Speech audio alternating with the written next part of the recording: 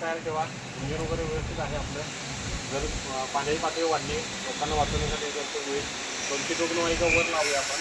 आणि महापालिका आणि आपत्ती कार्यालय यांची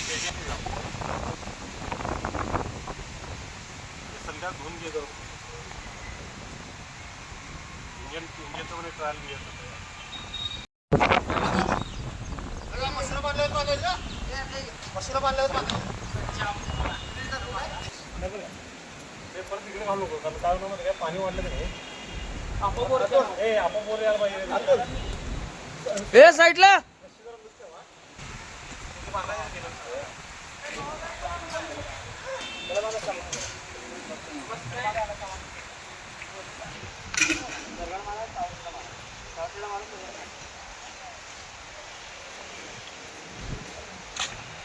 नमस्कार, माझं नाव अमोल सुरगुंडा पाटील, आयुष सेवाभावी संस्थेचा अध्यक्ष आहे.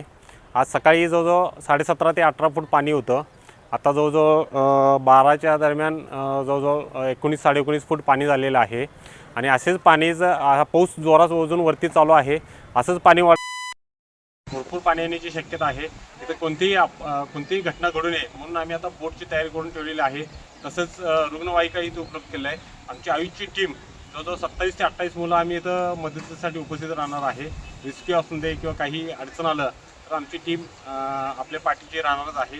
तीच तयारी करण्यासाठी आम्ही आज इथं आहे. बोट वगैरे आम्ही सगळं व्यवस्थित करून घेतलेलं आहे. मशीन वगैरे चेक केलेलं आहे. ज्यावेळी आपत्ती येईल त्यावेळी आम्ही पूर्णपणे सामग्री आम्ही प्रशासनाबरोबर खांद्याला खांदा लावून आम्ही काम करणार आहोत.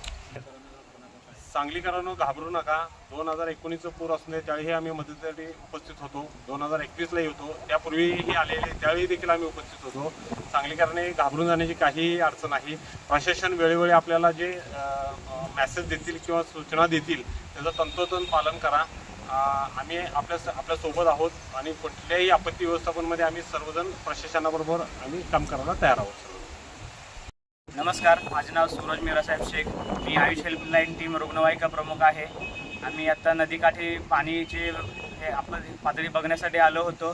त्याच्यासाठी आपलं पुरामध्ये जे बचाव कार्य आहे ते आपण 2019मध्ये पण केलं आहे, 2021मध्ये पण केलं आहे. सांगली, हरिपूर, मिरज या ठिकाणी आपलं बचाव कार्य केलेलं आहे. आणि आमची लाईव्ह बोट पण आता सध्या रेडी आहे. आणि पाण्याची पातळी झपाट्याने वाढत आहे. आणि वरती पाऊस सतत जोराने सुरू असल्यामुळे आणखीन वाढण्याची शक्यता आहे. सकाळी 17 फूट होतं.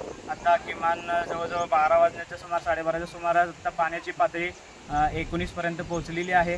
तरी अजून पाण्याची पातळी वाढण्याची शक्यता आहे. सांगलीकरांना म्हणजे विनंती आहे की घाबरून जाण्याची काही गरज नाही आहे. आपण यापूर्वी सांगलीकरांनी सामना केला आहे. पुराही आपण पुन्हा लढू. वेळोवेळी प्रशासन पण आपल्याला ज्या सूचना देतात त्या सूचनांचे पालन करा.